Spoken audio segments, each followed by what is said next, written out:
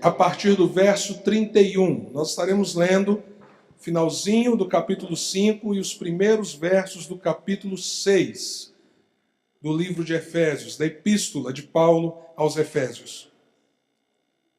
Assim diz a Escritura: por essa razão, o homem deixará pai e mãe e se unirá à sua mulher, e os dois se tornarão uma só carne. Este é um mistério profundo. Refiro-me, porém, a Cristo e à Igreja. Portanto, cada um de vocês também ame a sua mulher como a si mesmo, e a mulher trate o marido com todo respeito. Filhos, obedeçam aos seus pais no Senhor, pois isso é justo. Honra teu pai e tua mãe.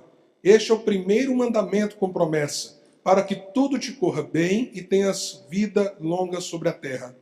Pais, não irritem seus filhos, antes criem-nos segundo a instrução e o conselho do Senhor. Vamos orar? Senhor, aplique essa palavra ao nosso coração, desafiando, ó Deus, cada um de nós a vivermos a vida comum do lar, conforme o teu querer, conforme a tua perspectiva, conforme a tua orientação e para a tua glória. Usa, Senhor, esse tempo para despertar o nosso coração naquilo que de fato precisamos nos ajustar para estarmos de conformidade com a tua palavra e com o teu evangelho. É a nossa oração em nome de Jesus. Amém. É interessante como um casamento pode chamar a atenção de tanta gente. Como a maioria absoluta de vocês sabem, ontem nós tivemos um casamento na realeza britânica. E boa parte do mundo estava com a sua atenção voltada para essa cerimônia. E é interessante observar que todos aqueles que analisam o comportamento, a maneira como as pessoas vivem, e principalmente o mundo das celebridades, estavam encantados com duas características do casamento do príncipe ontem com a atriz Meghan, que aconteceu ali na Inglaterra. Uma característica, a tradição. Como a tradição pode ser forte? Como que a visão da realeza, o conto de fadas em torno do casamento de um príncipe pode aflorar mesmo nos dias de tecnologia, de comunicação, de trânsito livre entre os países e as culturas, de globalização. Ou seja, isso parece ainda ter algum tipo de apelo, de valor na mente das pessoas. A tradição e até a religiosidade por trás dessa tradição. Então, como tem sido comentado desde antes do casamento, quem faria a liturgia, quem faria o sermão, como seriam os detalhes daquela cerimônia. De repente, um mundo que sempre está se distanciando de tudo aquilo que é religioso, volta-se para a tradição religiosa com muito interesse e inclusive considerando os detalhes. Mas outra característica da mesma análise, fundindo as duas coisas numa coisa só, foi a observação de que a mulher que estava casando com o príncipe era uma plebeia de descendência afro-americana, atriz e que já vinha de um divórcio. Ou seja, de repente, nós temos uma história que conecta duas realidades aparentemente inconciliáveis. Tradição religiosa com um perfil contemporâneo, inovador, aberto e assim por diante. Isso foi tão forte que um dos detalhes que eu ouvi sobre a cerimônia é que nos votos, como eles estão escritos dentro da tradição anglicana, a mulher deveria dizer ao marido que, entre outras coisas, ela lhe seria obediente. E ontem, no casamento, nesse momento, a noiva, então, pulou esse item do voto e quando ali o ministrante falou, você será obediente, ela pulou essa palavra e não respondeu essa palavra, porque aí já era coisa demais, para uma pessoa que já estava fazendo tantas concessões dentro do mundo, da mentalidade que ela vinha. Mas a grande questão é, nesse mundo que ao mesmo tempo valoriza a tradição, o romance, o sagrado quando lhe é conveniente e ao mesmo tempo nega tudo isso no dia a dia, no cotidiano, como nós devemos olhar para a vida do lar? Como olhar para o casamento? Como perceber a família?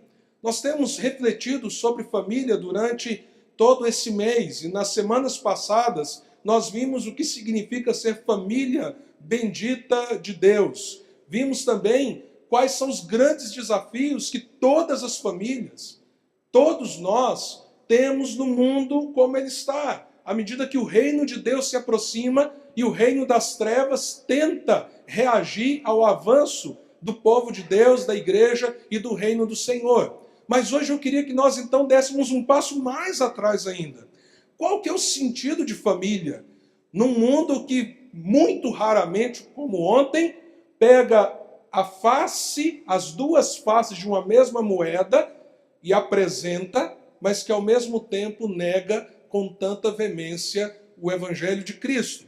Eu acho que tem um gráfico que nos ajuda a perceber como a mentalidade funciona e como nós precisamos buscar no Evangelho algumas respostas. Será colocada uma imagem e eu queria mostrar para vocês 3 perspectivas que elas existem sobre vários assuntos, mas em especial também elas estão aí presentes na sociedade em torno especialmente da família. A família talvez é um dos temas mais afetados por essas perspectivas que coexistem, que estão aí conjuntamente.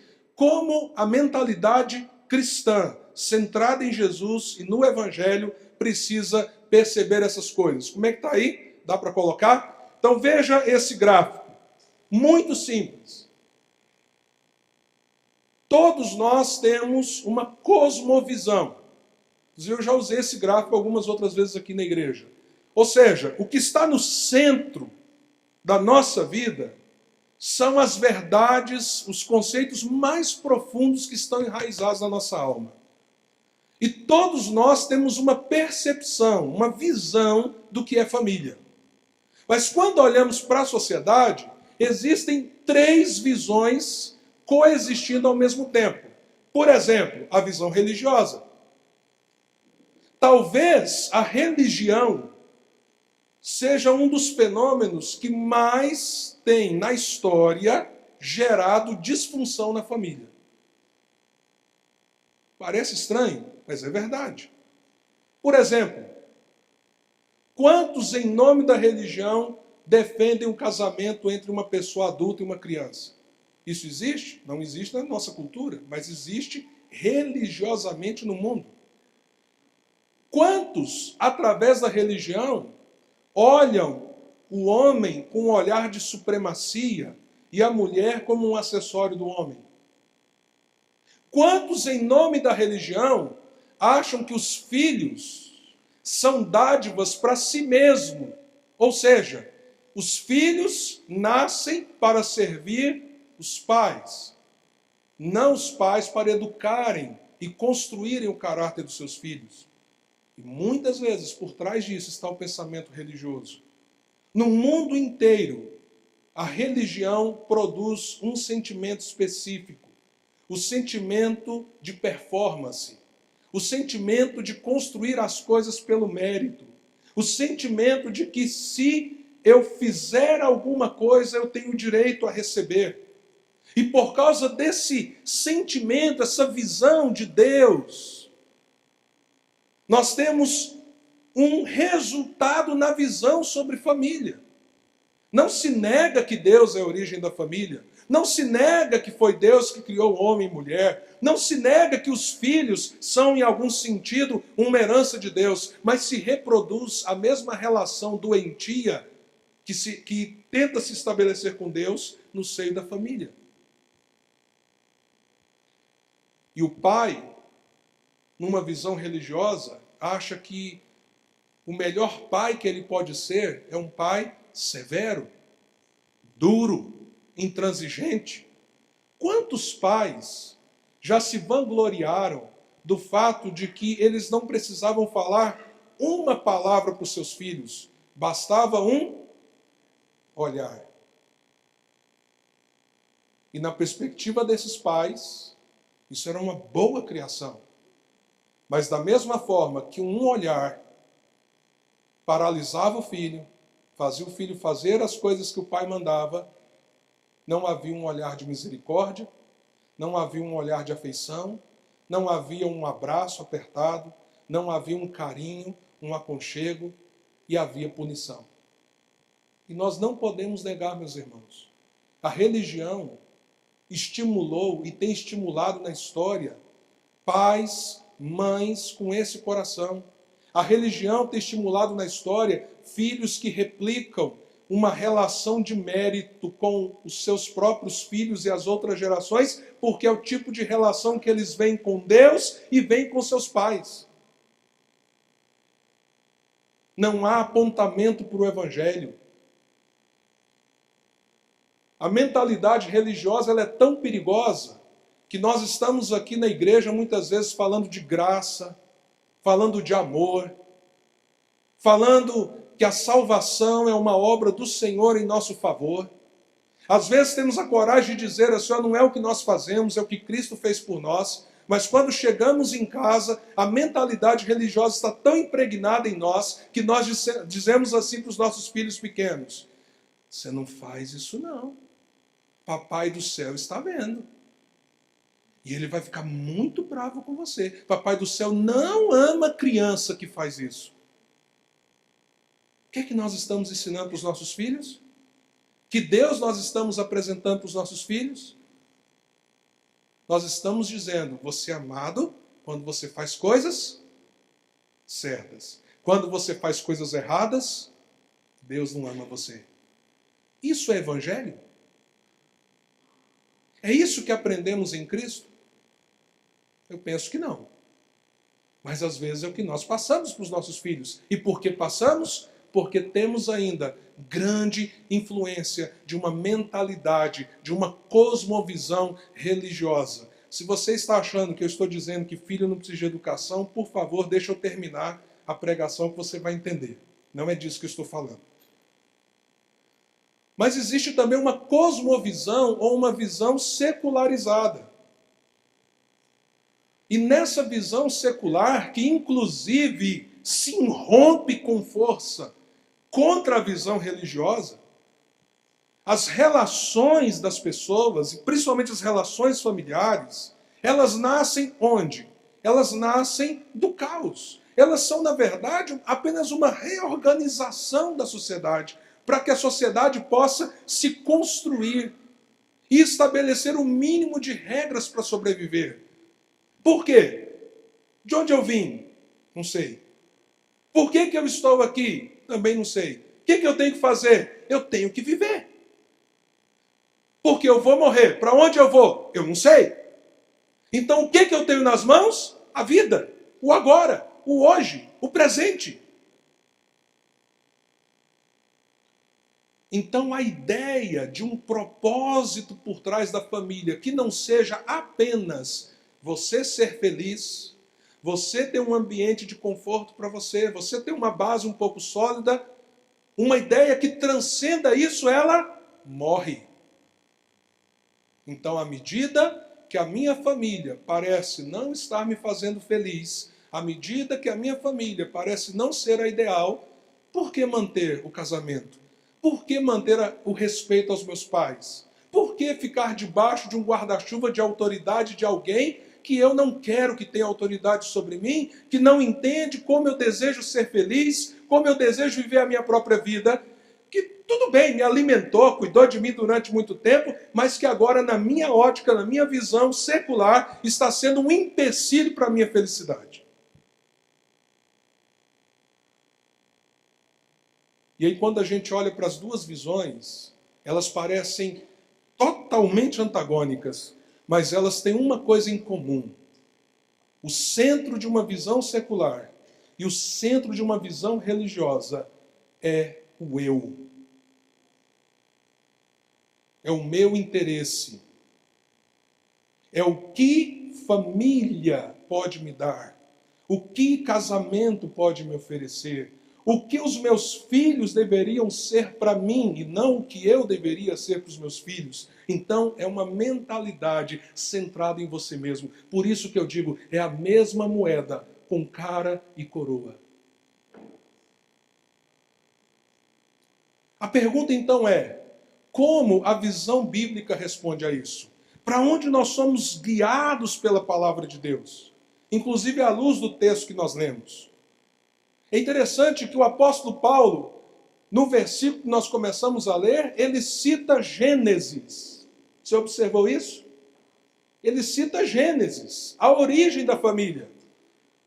E ele nos lembra, portanto, deixará homem, pai e mãe, e se unirá à sua mulher, e os dois serão o que, gente?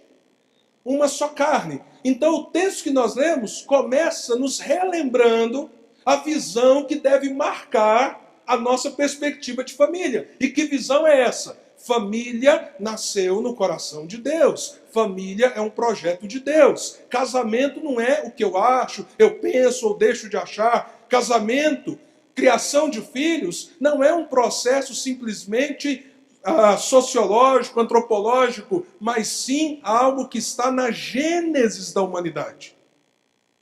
A família é uma base que encontra a sua resposta no Criador e o seu sentido no Criador.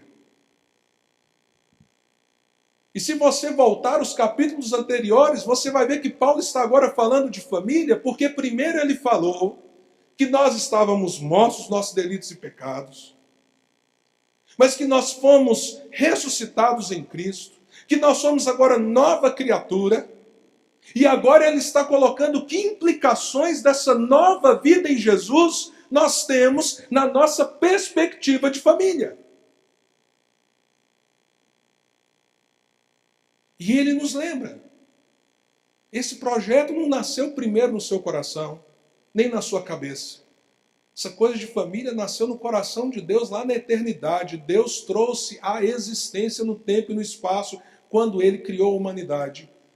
E agora em Cristo, preste atenção nisso. Esse é um ponto muito importante. Uma vez que a família foi profundamente afetada pela queda, pelo pecado, em Cristo nós estamos redescobrindo o que é ser família novamente. Estamos redescobrindo a nossa identidade familiar. Nele, em Cristo. Se você voltar alguns versículos antes, o que Paulo vai dizer? Sujeitai-vos uns aos outros em Cristo Jesus. Em outras palavras, vocês agora precisam ter um coração que coloca o outro como prioridade. Por quê? Por causa de Cristo. Vocês precisam reaprender o que é ser marido, ser mulher, ser filhos, ser pai e mãe em Cristo Jesus. Cristo te dá uma nova cosmovisão, um novo pensamento, uma nova realidade, uma nova perspectiva. E é isso que vai mover você. Não é a religião, não é o secularismo, mas quem Cristo é em você. E como isso impacta ser família. Porque, meus amados, a nossa visão, ou cosmovisão sobre família, é que vai dar o valor que nós colocamos sobre as relações familiares. Se família é ou não é importante para você, isso tem a ver com o centro da sua visão. Se você olha com os olhos do secularismo, sua visão sobre família está profundamente fragmentada e a sua família está correndo grande risco. Se você tem uma visão religiosa, talvez você tenha até raiva, porque você lê aqui, por exemplo, mulheres sujeitem-se aos seus maridos e você fica com raiva, minha irmã, de Deus, porque você vem de uma experiência religiosa, que você foi oprimida e você acha que é isso que a Bíblia está dizendo, mas não é. Há homens aqui que estão sendo egoístas, gananciosos, maus maridos e achando que estão sendo coerentes com a Bíblia, porque tem uma visão religiosa que está fragmentando o seu lar e a sua casa e roubando você dos seus filhos, não deixando você se aproximar deles. Então, como a Bíblia nos responde? Precisamos voltar para Cristo, para Jesus. Ele é o centro do Evangelho. Ele é o centro da nova vida. E o que a palavra de Deus então diz? Todos. Não é apenas alguém dentro de casa. Todos precisam se sujeitar uns aos outros. E isso significa, no meu lar, eu estou disposto a pagar um preço pela minha casa. No meu lar, eu não vou colocar como prioridade os meus interesses. No meu lar, eu não vou olhar como se eu fosse a pessoa mais importante. Pelo contrário, no meu lar, eu vou olhar para os outros membros da família como mais importantes do que eu. Quem tem que fazer isso? Maridos. Quem tem que fazer isso? Esposas. Quem tem que fazer isso? Filhos. Quem tem que fazer isso? Pais e mães. Todos precisam se sujeitar em Cristo Jesus. Quando nós temos essa percepção sobre família, essa visão, essa ótica que nasce na Bíblia e no Evangelho, então família se torna algo muito, muito importante para nós. Não é um acessório, não é descartável, não é coisa qualquer. É algo muito mais importante do que as pessoas possam imaginar. Então a gente atribui valor. E por ter essa perspectiva, nós construímos princípios em torno da família. Nós buscamos em Deus princípios em torno da família. Nós não buscamos na mente secular. E nós não buscamos na religiosidade frívola dos fariseus dos nossos dias. Nós buscamos em Cristo os princípios que estruturarão as nossas relações, a nossa vida no lar. Aqui, por exemplo, nesse texto, nós temos um conjunto de princípios. Só vou citá-los. Vocês vão conversar mais sobre eles lá nas candeias essa semana. Mas deixa eu citar alguns. Por exemplo, quando a gente lê Efésios capítulo 5, a palavra de Deus diz assim: maridos, vocês precisam amar suas esposas com uma certa intensidade. Uma certa intensidade. O tamanho desse amor que Deus requer de você, maridos, princípio, fonte daquela visão centrada em Jesus. É o amor que Jesus tem pela igreja.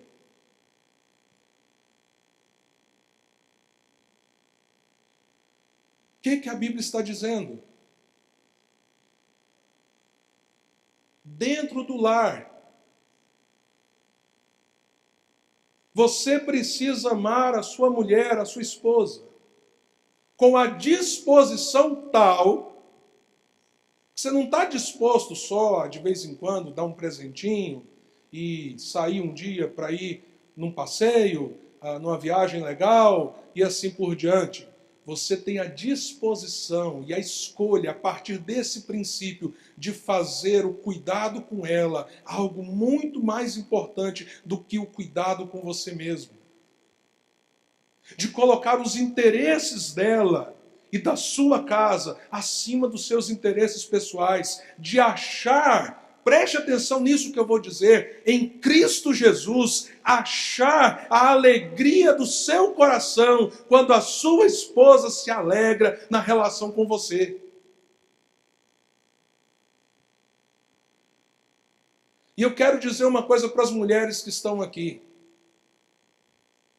O texto não diz que vocês precisam nos amar com essa intensidade. Será muito bom se vocês fizerem isso.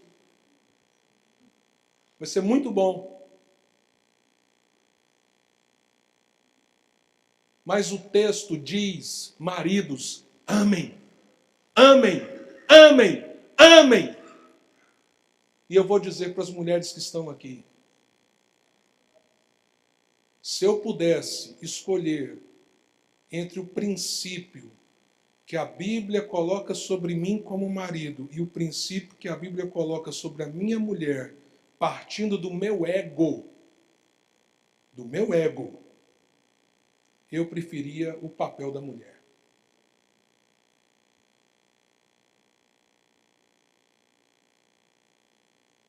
Porque é grande a tarefa de amar sua esposa como Cristo amou a igreja. Porque Cristo morreu pela igreja. Cristo padeceu na cruz pela igreja. Agora, por que nós podemos amar, maridos? Porque nossa vida está em Cristo. Ele é o centro da nossa vida. Ele é a nossa referência. Ele é o nosso chamado. Ele é o nosso exemplo. Ele é a nossa força. Ele é o centro da nossa existência. Porque Cristo amou a igreja e eu sou igreja, eu posso aprender com Ele a amar a minha esposa com esse amor sacrificial, a colocar sim como prioridade o cuidado com ela, o zelo por ela, o zelo pela minha casa, acima dos meus interesses. As mulheres gostaram dessa observação? As que gostaram, digam amém. Então vocês não vão ter dificuldade de cumprir o princípio que está sobre vocês, né?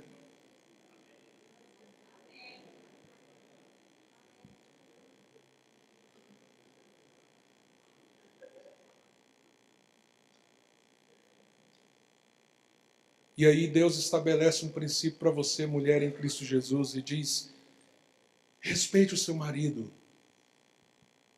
O respeito aqui não é apenas, diremos assim, bom tratamento. O respeito aqui tem a ver com uma honra a ser dada ao seu marido. Esse homem que, de maneira imperfeita, deseja te amar como Cristo amou a igreja. E que nessa busca coloca você como prioridade. O respeito de dizer, meu bem, você precisa liderar essa casa. Nós temos um problema sério com liderança. Nós achamos que ser líder é, na essência, ser melhor que alguém. E, meus amados irmãos, na Bíblia, ninguém é melhor do que o outro porque é líder. Nós achamos assim, se a Bíblia coloca sobre o homem a obrigação de amar a esposa sim, cuidá-la, proteger, resguardá-la, e ela responde participando ativamente do lar, cooperando no lar, construindo o lar com o marido, mas dizendo, você tem que assumir essa responsabilidade, você tem a honra de quando as coisas não forem comuns a nós, você tem que dirigir as coisas.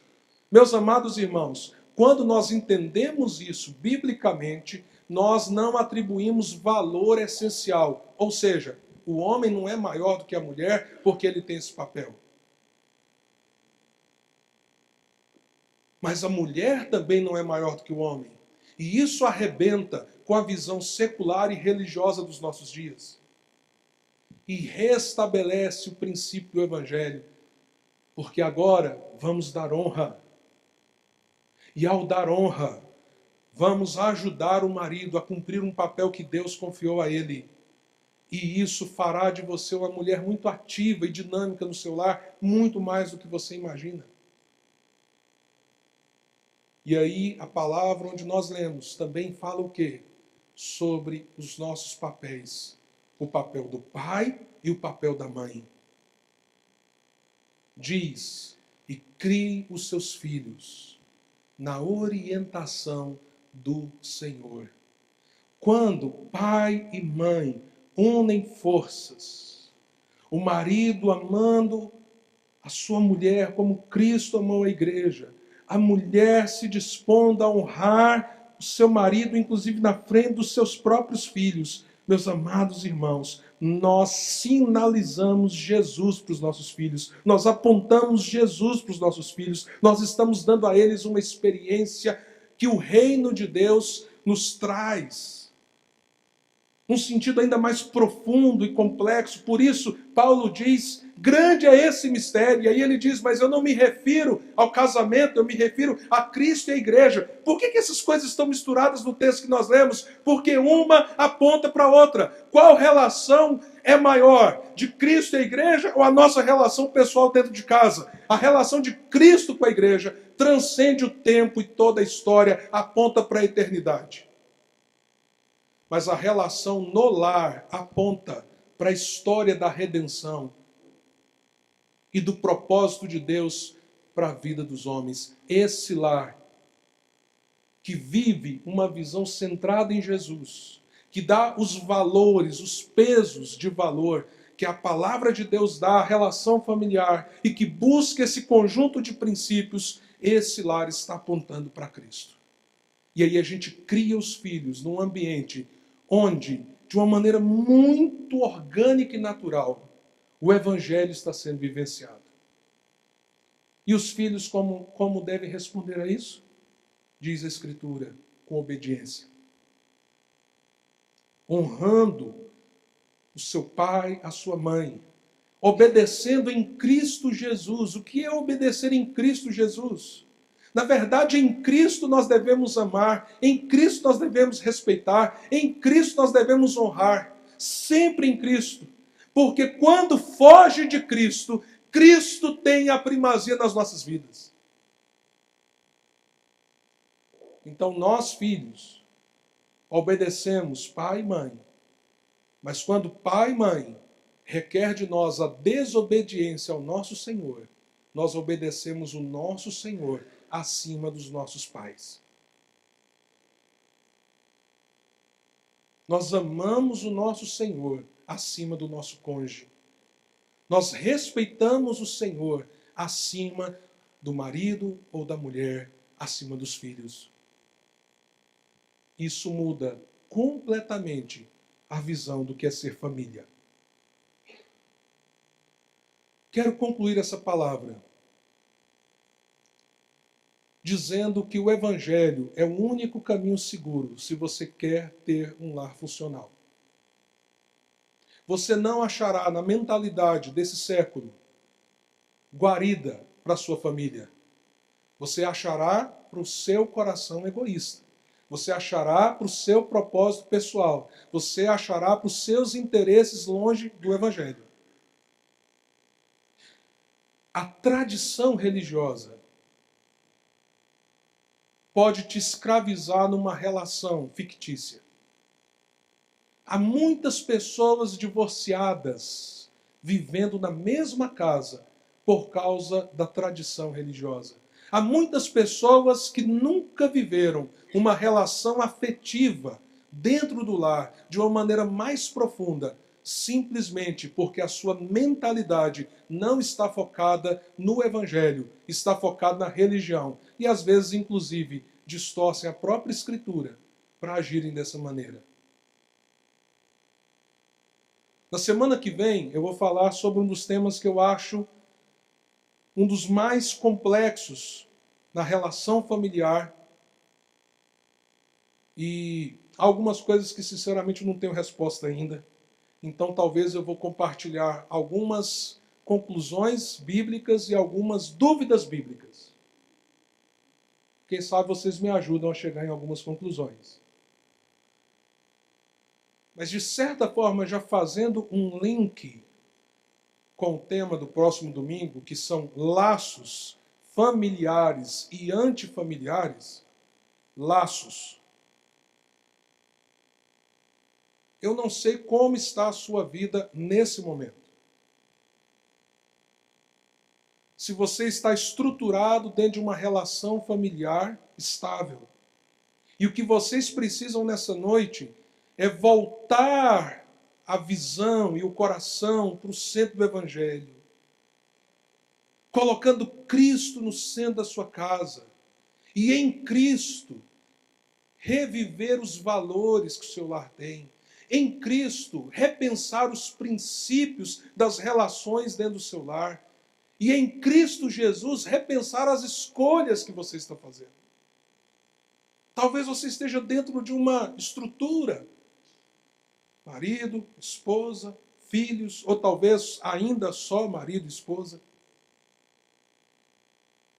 E o que você precisa fazer nessa noite é: Senhor, eu quero me sujeitar a Ti, e me sujeitando a Ti, sujeitar-me aos outros dentro de casa, no papel que o Senhor me deu. E aí talvez você precise se arrepender, marido. Você precisa se arrepender, mulher. Você, filho, precisa se arrepender, porque você está quebrando os princípios, porque você está perdendo a visão do que é a sua família, do que é o seu lar, do que é a sua casa. Há outras pessoas aqui que já foram ou estão sendo atropeladas por essas duas visões. equivocadas, perniciosas. Talvez você esteja nessa noite e diga, essa palavra não é para mim. Porque eu não tenho mais um lar estruturado assim. Ou talvez haja pessoas que digam, alguma mulher está assim pensando, mas o meu marido não me ama assim, ele nem é um cristão. Ou um marido está pensando, você que não sabe, pastor, mas eu fui deixado pela minha mulher. Como que eu vou viver essas coisas? Cristo no centro. Cristo no centro. Cristo no centro como Senhor. Para que os laços que serão construídos no futuro, ou que estão sendo construídos agora, sejam em Cristo Jesus, porque se você já está sofrendo por tanta coisa que se quebrou, imagina se você deixar o seu coração te levar por tantos caminhos perigosos, porque o seu coração está longe de Cristo. Então volta o coração para Cristo. Em Cristo ache o seu grande amigo, o seu grande relacionamento, ache nele o afeto que você precise e a partir daí reconstrua a sua história para a glória de Deus. Mas não conforme o mundo, não conforme a religião. E por último, talvez tem gente aqui, cadê o Vitor? Vitor está aí? Está ali. Noiva não está hoje aí não, né, Vitão? Pois é, então, mas você manda o recado que eu dei para ela aqui agora, tá? Vitor vai casar, gente. Agorinha. E aí tem uma turma aqui com a inveja danada dele. Então eu quero dar essa palavra para você, para sua futura esposa e para aqueles que sonham em construir uma família. Vocês têm a oportunidade de construir uma família com a cosmovisão centrada em Jesus. Não abram mão disso. Não escolham o seu cônjuge. Não escolham o seu cônjuge. Peça ao Senhor para revelar quem é o seu cônjuge. Aquele que Ele tem escolhido para você construir uma história de vida com aquela pessoa. Meninas, em nome de Jesus, não abram mão de casar com um homem que ama Jesus, porque um homem que ama Jesus vai priorizar você ao invés dele. Irmãos em Cristo, jovens solteiros, não abram mão de casar com uma mulher de Deus, porque uma mulher de Deus vai respeitar você. E vocês vão criar filhos para a glória do Senhor. Vamos curvar nossa cabeça e vamos orar?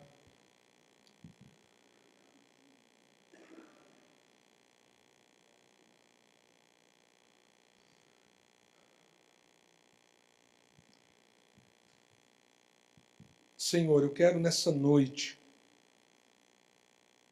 pedir que o teu reino venha sobre os nossos lares. Pedir que a vontade do Senhor seja feita tanto na nossa casa como nos céus. Eu venho, Senhor, pedir que o Senhor abra a nossa visão, a nossa percepção, a nossa mente para o que significa ser família centrada em Jesus, centrada na palavra do Senhor. Ó Deus, aquilo que está disforme, aquilo, Senhor, que está fora do eixo, do lugar, na nossa visão, aquilo que tem causado miopia, estigmatismo espiritual, Senhor, em nome de Jesus, abra o nosso coração e a nossa mente para vermos Jesus no centro da nossa vida, Jesus no centro da nossa família, Jesus no centro dos nossos relacionamentos. Todos nós temos influências, ó Deus, do mundo secular. E todos nós temos um nível de influência, de uma visão religiosa que não é bíblica, tantas e tantas vezes. Por isso, Senhor, guia o nosso coração para a Tua palavra. Senhor, eu quero pedir que nessa noite, maridos que têm sido egoístas, maridos que têm colocado a sua mulher ao canto, Senhor, derrama quebrantamento nessa noite, derrama do Teu Espírito nessa noite, e dê a nós, maridos, Senhor, o coração de Cristo pela igreja. Senhor, faz isso. Traz, Senhor, arrependimento se nós não temos sido o marido que a palavra do Senhor nos ensina. Senhor, mas também aquelas mulheres que não têm dado honra ao seu marido, que em nome de Jesus elas se arrependam nessa noite. Filhos que têm se levantado contra os seus pais, que o Senhor gere quebrantamento e que o Senhor traga-os de volta à obediência. E aqueles lares, Senhor, que estão em risco, que nessa noite, ó Deus, recebam da Tua graça e da Tua salvação, para que sejam renovados em Ti para a Tua glória. Prepara os nossos jovens, para que eles formem famílias saudáveis, sólidas, que abençoem essa geração e esse mundo. Clamamos por isso, Senhor, e pedimos que a Tua palavra seja viva, viva em nossos corações. Assim nós oramos, Senhor, em nome de Jesus. Amém.